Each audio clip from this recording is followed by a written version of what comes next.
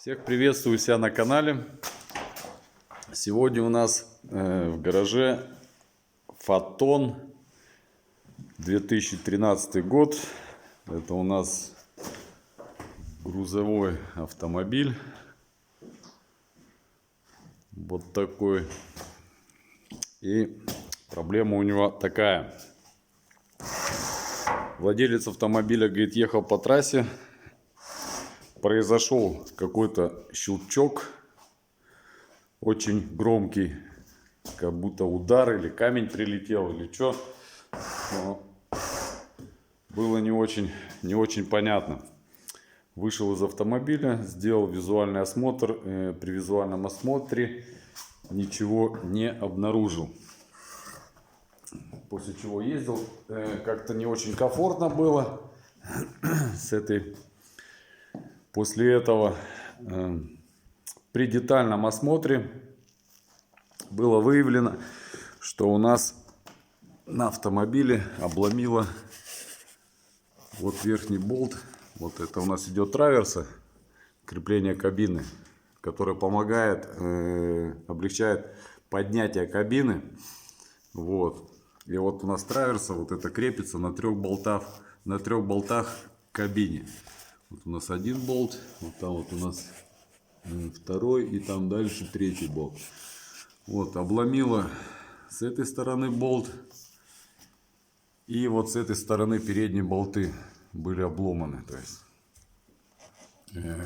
поэтому такой звонкий щелчок и получился. Как бы траверса у нас всегда под нагрузкой, вот здесь, подпружиненная. Ездить так уже было нельзя, потому что начал рвать металл на кабине. Вот здесь вот, где усилитель идет, его уже начал рвать. Что мы сделали? Сразу не получилось машину загнать на ремонт, а двигаться надо было.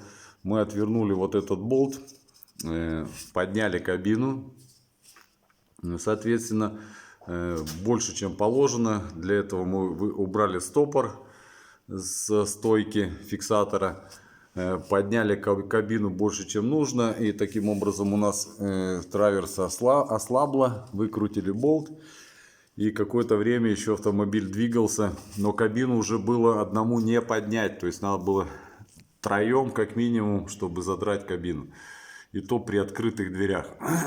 Вот. Пришло время, и решили заняться, устранить эту неисправность. Болты были отломаны, как я уже говорил, резьба осталась внутри. Думали, будет проблематично, но, как говорятся, глаза боятся, а руки делают. Взяли просто сверло, начали высверливать обломыши. Они пошли свободно, то есть если бы было у нас сверло левое, мы бы, скорее всего, их выкрутили уже при сверлении. Но так как у нас левого сверла не было, то есть приспособление, проделали отверстие там где-то около 5 миллиметров и вкрутили туда вертыш с левой резьбой и им выкрутили. То есть как с одной, так и с другой стороны проблем вообще никаких. Еще одна у нас была неприятность. Болты были ослабли от времени. Решили выкрутить болты и смазать. Пока выкручивали вот этот болт, вот этот, втулка внутри, которая приваренная, гайка, она у нас обломилась. И то есть, когда мы выкрутили болт, втулка у нас упала. То есть, правдами-неправдами эту втулку взяли, камеру вставили, и правдами-неправдами втулку установили на место, наживили на нее болт, предварительно смазав. Остальные болты мы даже трогать не стали, мы их только подтянули. Вот. Ну, соответственно, высверлили, установили новые болты и затянули. Если у кого-то была похожая история, то есть там какой-то щелчок, громкий удар, звук, то есть обратите внимание, у них это беда. Такая вот есть. И сразу, как мы видим, здесь у нас дополнительно печка стоит. И как бы визуально при таком беглом осмотре этого можно не заметить.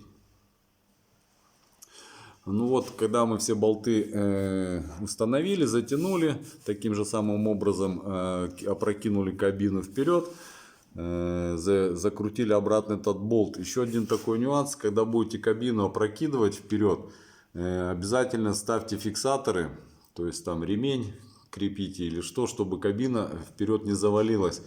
И еще один момент: когда вы кабину заваливаете, когда чересчур завалите кабину, шток с рулевого вала выскакивает. То есть он там ходит на шлицевой, и шлицевой он просто выскакивает. Мы так первый раз себя обманули. Кабину вроде все подняли, все сделали, опустили, а руль у нас просто не вращался. То есть вращался свободно, не было зацепления с рулевой колонкой. Вот, обратите внимание, что там шток может выскочить. Ну, как бы вот из таких нюансов все. Хорошо, что было замечено. Теперь все закрепили, поставили. Ну и в последующей эксплуатации время от времени просто будем заглядывать сюда и протягивать эти 3 болта с одной стороны и 3 болта с другой стороны. И будет нам счастье. Ну вот, на этом хочу закончить. Может быть, кому информация была полезной, интересной. Ну, все. Всем пока. До встречи.